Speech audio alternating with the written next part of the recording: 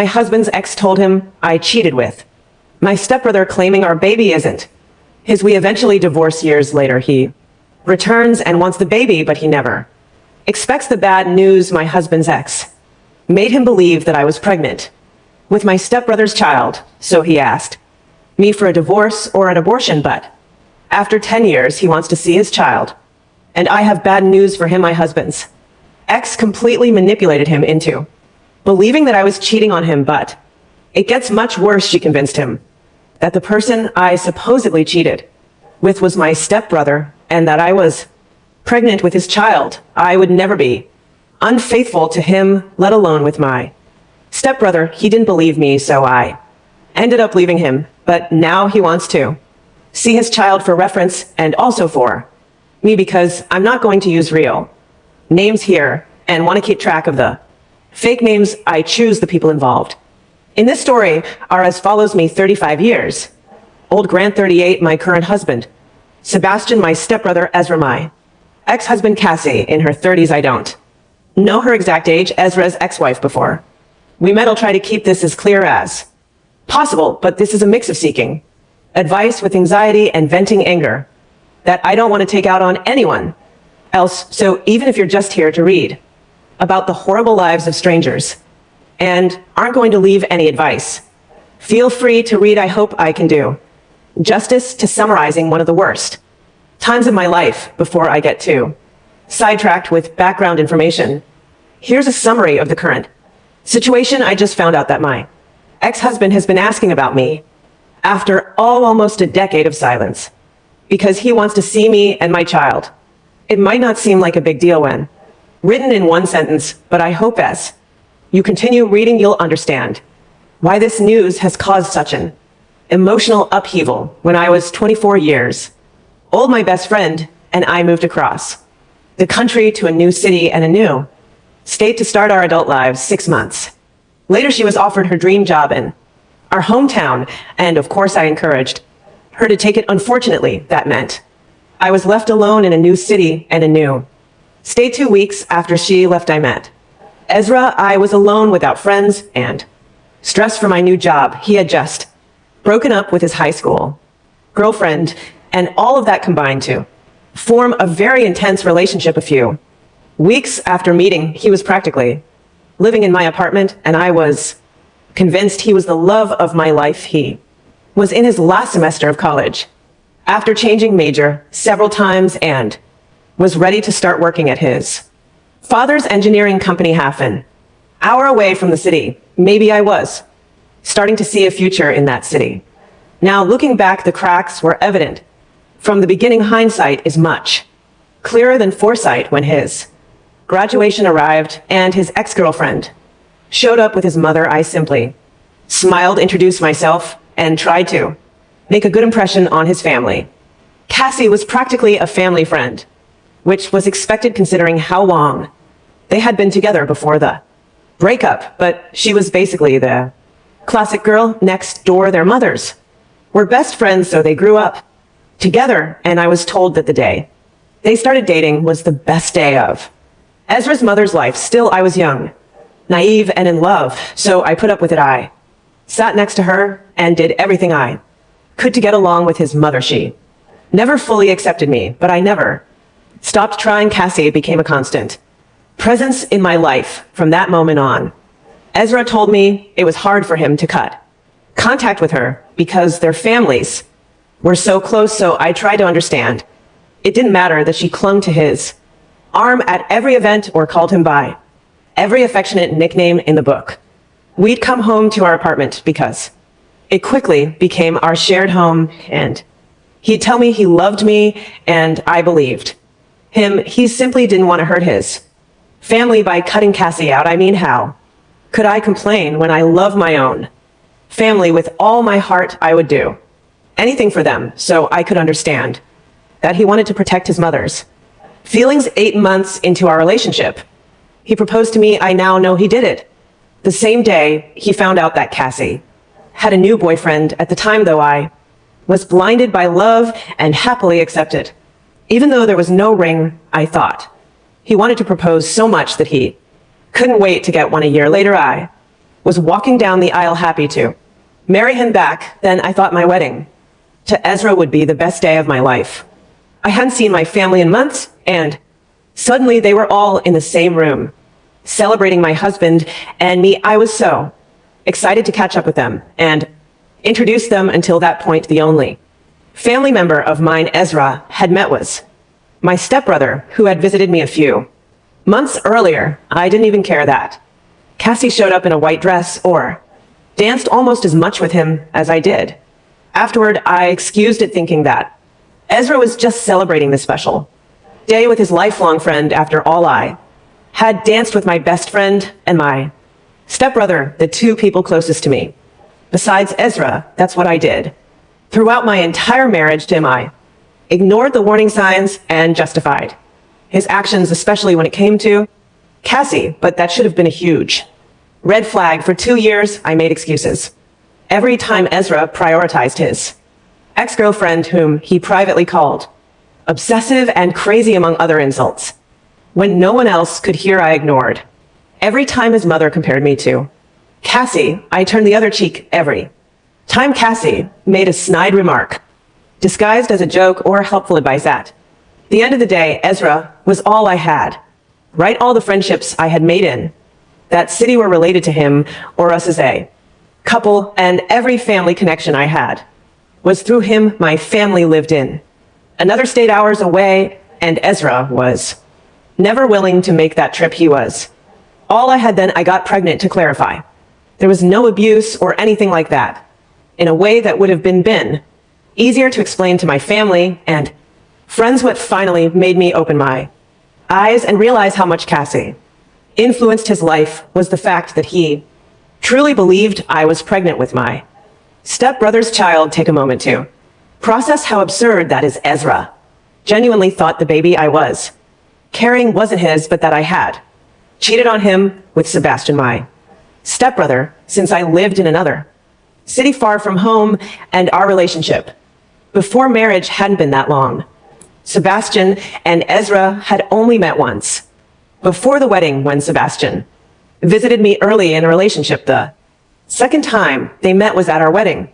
A year and a half after we got married, I flew back to my hometown to celebrate my mother's 60th birthday. Ezra didn't want to join me on that trip. A month later, I found out I was pregnant. I thought Ezra would be happy. He had always talked about wanting a big family with lots of children, and we had friends and family ready to support us. But instead of being happy, the first thing he said was she said this would happen. It's been almost 10 years, and I still remember it with total clarity. I was completely confused. The only explanation he gave me was she warned me, and I should have believed her. Instead of being happy, he left the apartment that same night and didn't answer any of my calls or messages. When he returned the next morning, he gave me 2 options: abort or divorce, to save you.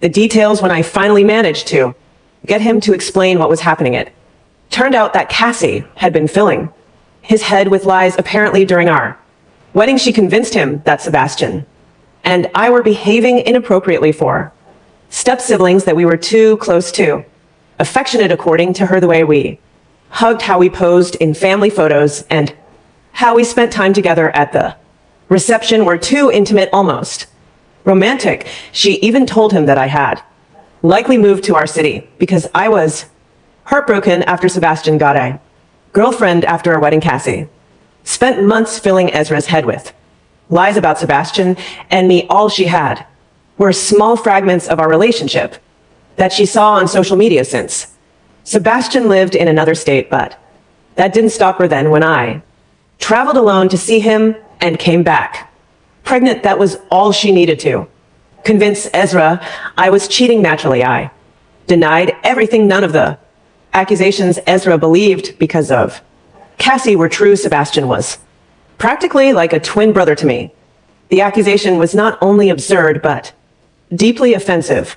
7:31, but Ezra didn't care. He didn't care when I offered to take a paternity test. He didn't care when I showed him medical reports indicating that I was already pregnant before I traveled. He didn't even care when I broke down in front of Him begging him to come to his senses. It was a tough blow, but I couldn't ignore it. I packed my bags, requested a transfer at work, and went back home to my real family. All things considered, the divorce was relatively simple. Ezra's mother had insisted on signing a prenuptial agreement, and the lack of shared assets made the process quick. Ezra also refused any paternity test and thus signed a document relinquishing any rights to our unborn child. I hadn't heard from him since then, and now I find out he's looking for me and our son. My concerns are as follows. My current husband, Grant, knows very little about Ezra or how my previous relationship ended. He knows I was married and that it didn't end well, but it's only a matter of time before Ezra finds a way to contact me. What am I supposed to do when that happens? Maybe it's not as bad as I'm imagining, and if that's the case, don't hesitate to tell me, but I'm starting to panic a little. This is a chapter of my life I thought was completely closed, and I don't want to reopen it. Update 1 with the intention of not attracting more attention than I already have. I'll try to be even more vague with the details of the situation and of all the people involved. Maybe the word stalker is an exaggeration given what has happened so far, which I admit hasn't been much. 2 days after an old friend warned me that my ex-husband was trying to contact me, I received follow requests on all my social media accounts, although he hasn't sent me any messages yet because I haven't accepted any requests. I fear it won't be long before they start arriving. He's even been viewing my LinkedIn profile, which I can see because the platform shows who visited your profile. It's clear that he deliberately searched for me. I mustered up the strength and talked to my husband, Grant, about everything I mentioned in my previous post. I told him the whole story about my relationship with Ezra, about Cassie, about everything I endured from him and his family, and finally about his reaction to my pregnancy. Fortunately, the man I'm married to today is 1,000 times better than my ex. He was understanding and gave me all his support as I recounted this never-ending story. When I finished, he was more concerned about finding a way to comfort me than about the fact that I had never told him this before. Of course, just at that moment, the follow request intensified. We talked about what to do and decided to block all his accounts on every platform where he found me, which was basically all the ones I have. He had been stalking every corner of my online life. Luckily, all my accounts are private. I thought blocking him would give me some peace of mind, but then the messages started coming. He created fake accounts to send me private messages on almost every platform. In them, he said he had made a mistake, that he wanted to see me and meet his son. All the messages were different, but they ultimately said the same thing. He wasn't going to stop contacting me until I let him see his son. He insisted that the child deserved to know his real father, and that having a biological father was better than having a stepfather. He claimed that I couldn't understand because, according to him, I had always thought that relationships with in-laws were the same as blood relations. The more I ignored him, the longer his messages became, insisting that he had the right to see his son. He wrote that he would keep creating new accounts and that I couldn't block him forever. I have no doubt that he will continue trying to contact me. I just hope that sending longer messages is the only way he escalates this situation. Grant has assured me that we are completely safe and that Ezra won't do anything really dangerous, but I have a bad feeling about all of this. Update 2, he showed up at my mom's house. My ex-husband, whom I hadn't seen in nearly 10 years, showed up at my mom's door because I wasn't responding to his messages. I visit my mom every Saturday without fail. Unless something important comes up, I always take my son with me, but since Friday night, he had slept over at a friend's house. This time, I went alone in the morning. I didn't notice the car parked across the street or the man sitting in the driver's seat, at least not until I parked in the driveway and got out of the car. That's when he also got out of his car and walked toward me. Understandably, I was shocked and afraid when I saw a man standing next to me, but when I recognized him, the fear didn't go A way he was outside my mom's house, a place he never visited during our marriage, a place he never bothered to go. His response, "What are you doing here?" It was the same as in his messages. He wanted to see his son. He had tracked me across the country, apparently finding the address through shipping records. When I moved, just because he wanted to see his son, the same child he once believed wasn't his. I don't know if I was stupid or brave, but in that moment, fear left me and I was overcome with rage. I didn't care that he had found my mother's address. I didn't care that we were in the middle of a neighborhood known for its nosy neighbors, and I didn't care that I was alone with him for the first time since our marriage. And I yelled at him with everything I had inside me, throwing every single thing he had done during our relationship in his face. His only defense was that Cassie had manipulated him. He told me he was hurt and vulnerable and believed his lifelong friend. Apparently, this all started when Cassie almost got married a few months ago and finally confessed to him that she had been lying the entire time. The moment Ezra found out I had been pregnant with his child, he started looking for me. Thankfully, none of our mutual friends gave him my number, so he resorted to finding me online. And when I blocked him everywhere, he had no choice but to find me in person. He said he was desperate to see his child, but I had bad news for him. He didn't have a child. The stress of his accusations, the divorce, and moving across the country piled up. And just a few months after we separated, I lost the baby. The child he had given up on never came to be. Ezra didn't have a child. My son, Spencer, is Grant, my stepson, whom I adopted as my own. He has the same red hair as me and a personality just as intense, because Ezra was right about one thing for me.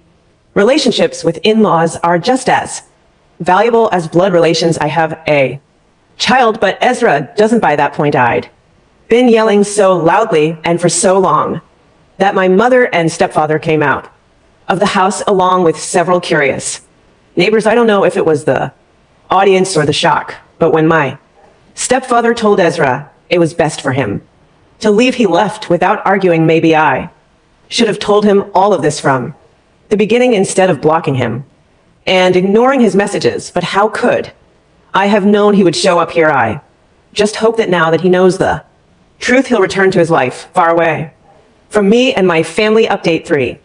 Logically, I should have realized that it wouldn't be that easy to get rid of Ezra.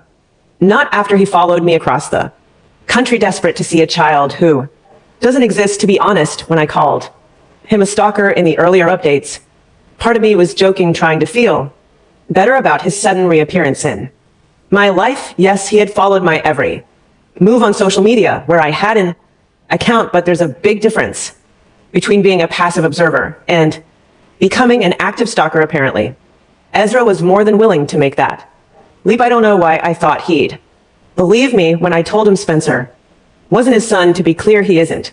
Spencer doesn't even have a biological logical connection to me beyond my marriage to his father and my adoption of him. We don't share blood. The coincidence that we both have the same red hair was something Grant and y'all destiny when I decided to adopt Spencer as my own, however, expecting Ezra to believe me when the main reason for our divorce was precisely that he refused to believe me was foolish on my part.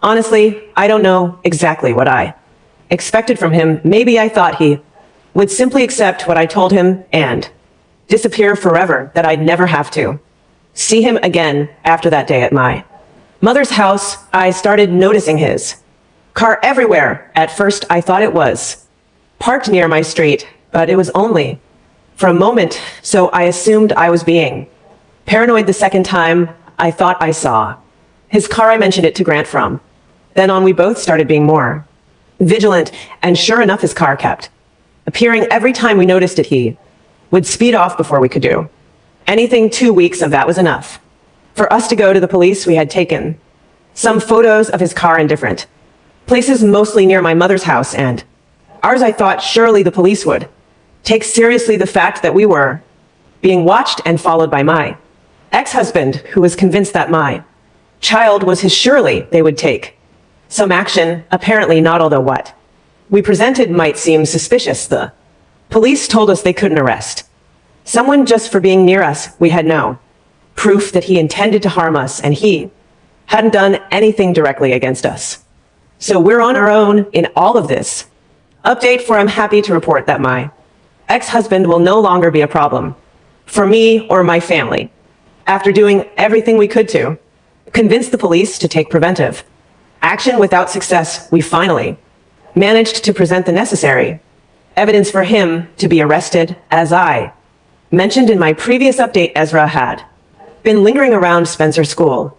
The conclusion was clear: he wanted to take the child he believed was his. No matter what I wanted, obviously neither Grant nor I were going to let that happen. Fortunately, our neighbor, who was a teacher at Spencer's school, shared our concern. It was thanks to her that we managed to stay ahead of things. We knew that eventually Ezra was going to try something. We just had to wait. In the meantime, we informed the school staff about what was happening. We made it clear to everyone in the office that Spencer wasn't to leave the school with anyone except our neighbor Grant or me.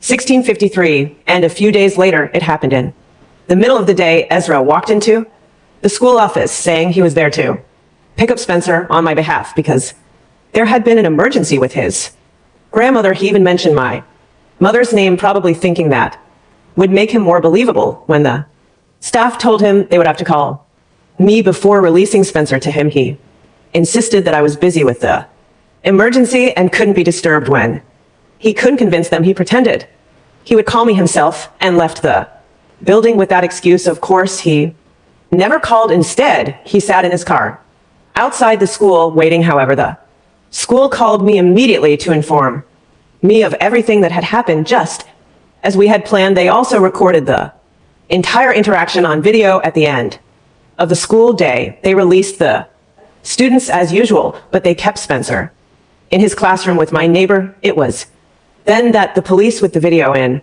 hand arrived to arrest Ezra while he was in his car. Inside the car, the police found 2 plane tickets to his home state along with high-powered sedatives. They believe his plan was to use that medication on Spencer to take him away.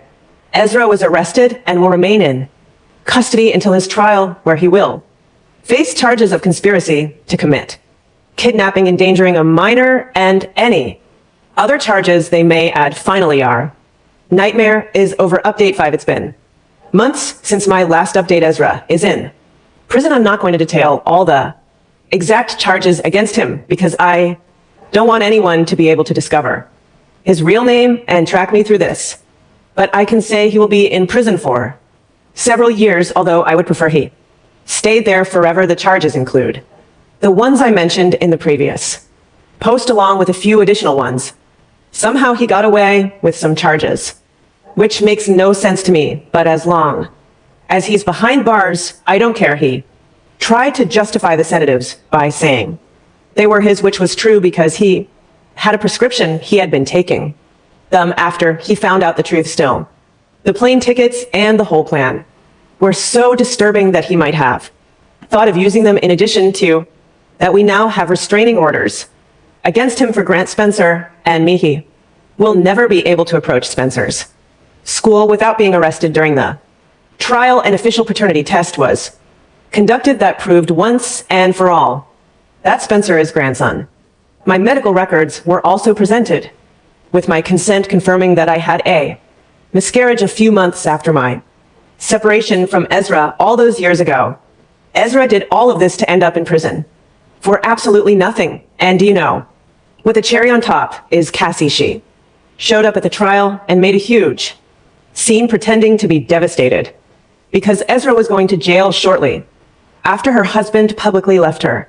Apparently, she had been constantly posting on social media in support of him. In her last post, her husband commented that she was free to go support him in prison since she refused to stop talking about him. Some friends from the city have told me that her divorce is already in process. Of course, I've blocked Cassie and all of Ezra's acquaintances on every platform I could think of. I've cut off any possibility of running into them again. Update 6. Cassie and Ezra were together, which many people suspected in the comments, and I Won't deny that I did too, that's why she almost ended up getting divorced. I don't know if their relationship started while Ezra and I were still married before we got married or after our separation, but what's clear is that she had always wanted to go back to him. The good news for her is that now she'll be able to enjoy conjugal visits in prison and won't have to hide from her husband while she does her thing with Ezra. Obviously, it won't be as glamorous as doing it in a fancy hotel, but not everything in life is perfect, right? The funniest part is that I found out about all this because Cassie reached out to me via email. Yes, she had the audacity to send me a message full of insults and hurtful comments, as you can imagine. Basically, she tried to rub it in my face that she had won because in the end, thanks to the lies she put in Ezra's head, she ended up with him. I was very tempted to respond and tell her she shouldn't feel so proud because all she got was a pathetic loser. But the truth is I wanted to be the more mature person. In this situation, that's a lie I told her. And of course, after sending her my response, I blocked her. I imagine she must have sent more emails full of inappropriate things. But luckily for me, no one is going to read them. What a tragedy, right? Anyway, although I could have taken the high road in the end, I couldn't resist having that last word. Sometimes being a little immature is the best therapy. Update 7. I just found out something I'm sure will leave you all speechless, and I couldn't wait to get home to write it here. Ezra has been beaten up in prison. Don't worry if any of you feel sorry for that gentle soul. He's out of danger, but from what I've been told, in prison they don't look kindly on men who try to kidnap children. So he received a special welcome to make it clear what they think of someone like him, no matter how much Ezra has tried to play the victim all this time. The rules inside prison are very different there. His attempts at manipulation and his superior attitude mean nothing, and it seems he has learned that the hard way.